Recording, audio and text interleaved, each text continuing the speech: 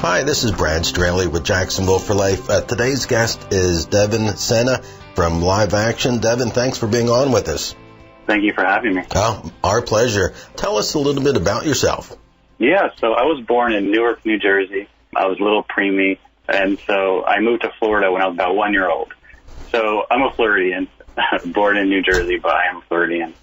And, now I've moved out to D.C. pretty recently. Got to ask you, how difficult was it to leave the Sunshine State, especially here in the First Coast, and now you're literally in the swamp? Yeah. So I definitely miss the sunshine and the beaches. Living 10 minutes away from the beach, you definitely take it for granted until you're actually somewhere where you don't have a beach. And so it's a lot of snow, but, it's great. I do miss Florida, though. How did you come up with ending up in Washington? Yeah, so I became heavily involved in politics at about 15. And, 2 years ago, God really convicted me. And he made it clear that, if we don't first have the right to life, nothing else really matters. So from there, I connected with Live Actionn. I created my own organization called the Human Defense Initiative for millennials to, be the voice for the voiceless. And so from there, Live Actionn connected with me, and now I work for Live Actionn full-time as a social media coordinator.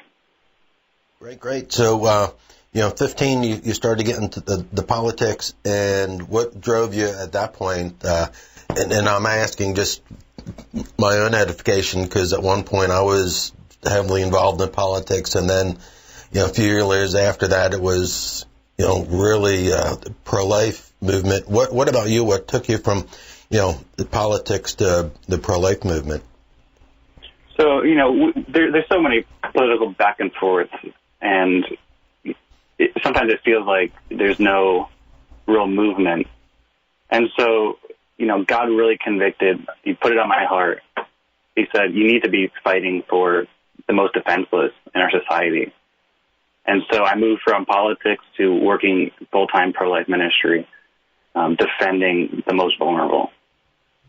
And you've been doing this full-time for how long? About 3 years, 2 or 3 years. Great. Any reservations? No, none at all. That's awesome. I understand that your church here in Florida had a send-off for you. Yes, fantastic people.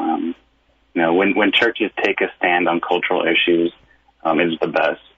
We're called to speak up, and the church led the way out of slavery, out of segregation, and we will ultimately lead the way out of the atrocity of abortion. Yeah, I'm glad you said that, because I like to read history, especially the Civil War period and prior to, and you read so much about the churches and taking up anti-slavery, and now so many of the churches are silent on abortion. Right. Yeah, and that's unfortunate, because there's so many members who are in pain, who are hurting from an abortion, and until they find healing, they can never be, truly in a great place. And so it is so important for the church to speak up and know that women have a place at the church who are post-abortive, and women who are experiencing unplanned pregnancy are embraced and supported through that. That's right, because, just as many young women sitting in the pews are facing or faced abortion as, non-Christians. So it is, like you said, important that the church is embracing these young women, giving them options and supporting them afterwards. Absolutely. So you've been with Live Actionn for a while now. Tell us about your mission. Yeah, so Live Actionn exists to shift public opinion on the killing of preborn children. And we do that through human interest storytelling, investigative reporting on the ground, in Planned Parenthoods, in abortion facilities. And we expose the barbarity of abortion and, the abortion industry, how deceptive it is, and how it is decimating this generation and decimating the future generations of America. You talked about the shifting public opinion. How do you think that's going?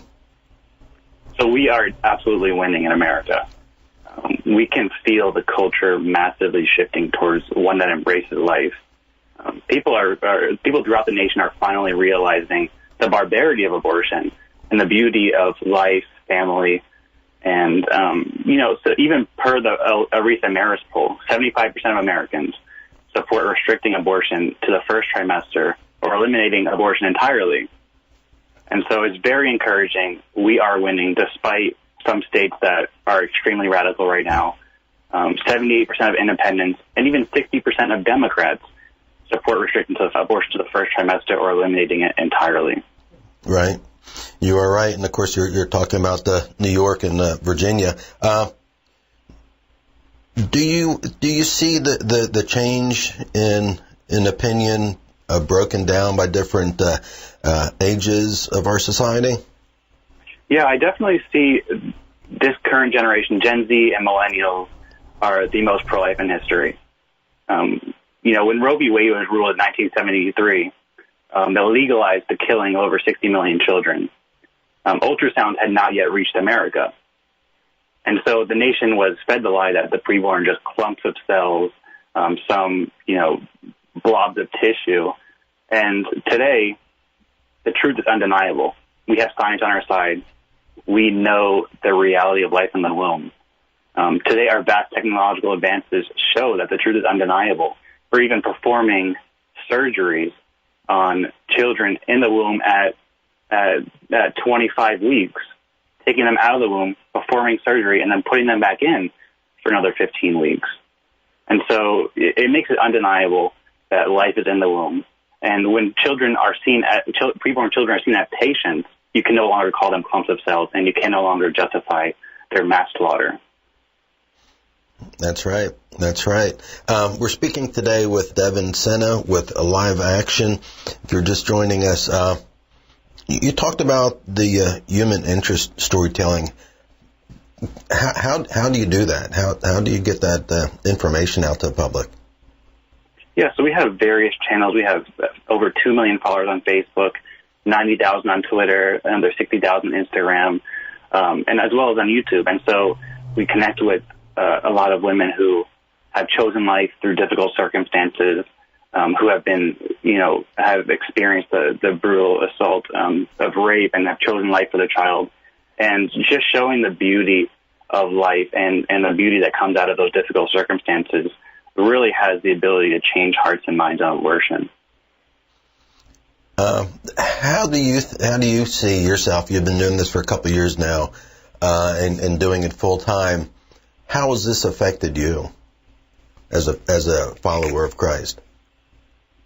Yeah, so it's really softened my heart towards women who are post-abortive and women who are experiencing unplanned pregnancies, and it's really all I can say is it's really softened my heart, and has made even me see life differently, and in a different light. Yeah, I can imagine. The investigative reporting. How do you decide who to investigate? So sometimes we get miscellaneous tips from random people. So we've done various undercover reporting. We've gone to Planned Parenthoods, and we have caught them on tape accepting donations to specifically abort black babies. So we have them accepting donations to abort black babies. We have caught them on camera aiding and abetting child sex traffickers. So these are children that are brought in for abortions. They ask no questions. There's children that are begging for help because they're being brutally assaulted. But the Planned Parenthood performs the abortion, sends them right back, doesn't report it. And we've seen them, support sex-selective abortions and all these various atrocities. And it really breaks my heart that we are sending over $500 million each year to an organization that has such contempt for life. It's very disheartened to see how a political party can be so emboldened by power, and of course power is derived from money, and you think about the hundreds of dollars that the young woman is tricked into paying to have an abortion with, quote, no side effects. Then the thousands Planned Parenthood gets for selling those baby parts. And you think about the governor in Virginia that gets $2 million from Planned Parenthood to run his campaign. Right, and as I mentioned earlier, 75% of Americans are against abortion after the first trimester. So who are these politicians reporting to? It's apparent if you follow the money, they are reporting to organizations like Planned Parenthood to forward their agenda and not the agenda of the American people. I ask you just a personal opinion, not necessarily live actions, Devin. Sure. And, you answer that for us. Is it selfishness? Doesn't affect me? I get better benefits from voting one way or the other. You do this. What's your opinion? In terms of where the politicians are at? Right. If they're not supporting the parents and the public. Right. Yeah, I personally think it is a longing for power, to retain power, to retain money.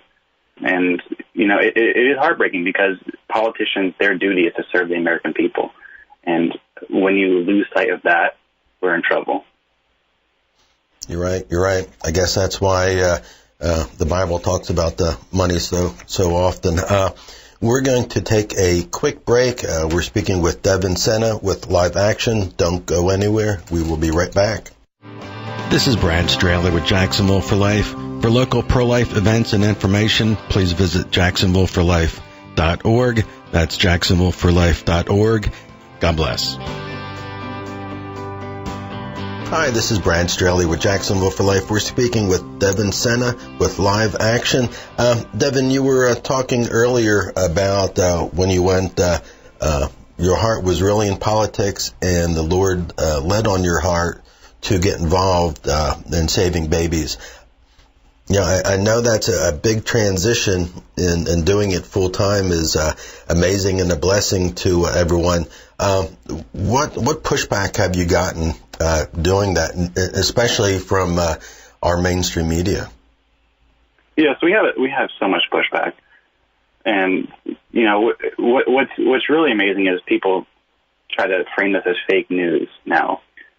But in 2013, CNN aired our full undercover recording of our Inhuman investigation, which showed abortionists willing to abort third trimester babies that can live outside of the womb with today's technology. They aired this entire undercover recording, and nowadays that can never get out there. So we no longer have inquiries from CNN and MSNBC and organizations like that for the truth. Now, having that kind of pushback, is there anything that's given you encouragement recently to keep on this uphill battle? Yeah, so recent polling, the biggest thing to me is polling, and I can feel the culture changing. And another thing that I want to touch on is the importance of voting pro-life and the importance of elections. And so if you look at Iowa, for example, in 2010, they had 29 Planned Parenthood locations, and today only 8 remain. And this is due in part to the coalition of various pro-life organizations, but also, winning elections. And so in the past 2 years, they have gone from being more extreme than New York and having the least protection for the preborn to becoming one of the most pro-life states in the nation. They passed a 20-week abortion ban, 72-hour waiting period before an abortion. They defunded abortion providers in their state family planning budget. And so it's very encouraging when I see states take a stand in defense of life. And this is happening throughout the nation. Despite places like New York and Virginia, all they're doing is they're desperate. They know that we're winning, and they're desperate. They know that they have to somehow codify Roe v. Wade into their laws and protect abortion at all costs. But it's encouraging knowing that we are winning, and we ultimately will win because we have science on our side, we have reality on our side, and human decency is on our side as well. Amen. Amen. Do you see Live Action playing a part in the upcoming elections? So we are a nonpartisan and a non-religious organization, but we are constantly reaching people with a pro-life message and educating people on what abortion is and how it affects both the preborn child and the mother. And so we're able to reach millions of people a day with the pro-life message, and it's so vital. That is good. It seems today that there's more pro-life and national pro-life groups than ever before. Do you find that as a benefit or a deterrent to what Live Action is doing? Yeah, I think it's an absolute blessing.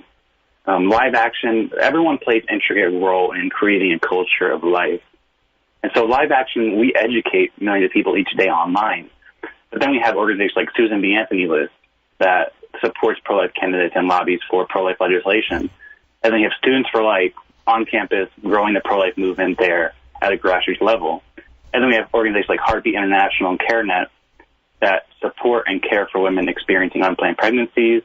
And then we even have organizations like Sidewalk Advocates for Life that love and share the truth with abortion vulnerable women heading towards abortion facilities. And so each of these different organizations play an intricate role and a different part in restoring culture of life. And so I think it's fantastic that we have so many different pro-life organizations getting the truth out there. Yeah, I agree. Sometimes it's difficult to keep up with all of them, but in my mind, more the merrier. Absolutely. We talked earlier about the investigative reporting, and of course, mainstream media is no longer going to cover you guys on that. How do you get that out to the public and let them know about the sale of baby parts and the sex selection abortions? Yeah, so our team of innovative marketing professionals, we are able to really develop creative ways to get the truth out there through innovative campaigns, utilizing social media advertising, Google advertising, utilizing all the resources we have to really educate the masses about the atrocities that Planned Parenthood partakes in. I see on the social media that Lila seems to be a favorite for Fox News. Any other outlets that are at least open to hearing from Live Action? Mostly just Fox News right now. Lila has made appearances on CNN's Crossfire. She had a whole documentary made about her on The Atlantic. And so there's organizations that cover us. We're blessed and grateful to regularly be on Fox News, but we're open to being on other news agencies and radio stations. But they have to reach out to us. They have to request us, and unfortunately, a lot of them have contempt for us and refuse to let us on. Yeah, going into the lion's den with that. Does Live Action target a certain age group or gender? So we seek to reach every American with a pro-life message, but we do have different campaigns that reach different demographics. So we recently launched a subverted campaign that really illustrated how, and it was marketed towards women primarily, and it illustrated how pro-abortion men actually hijacked the women's movement.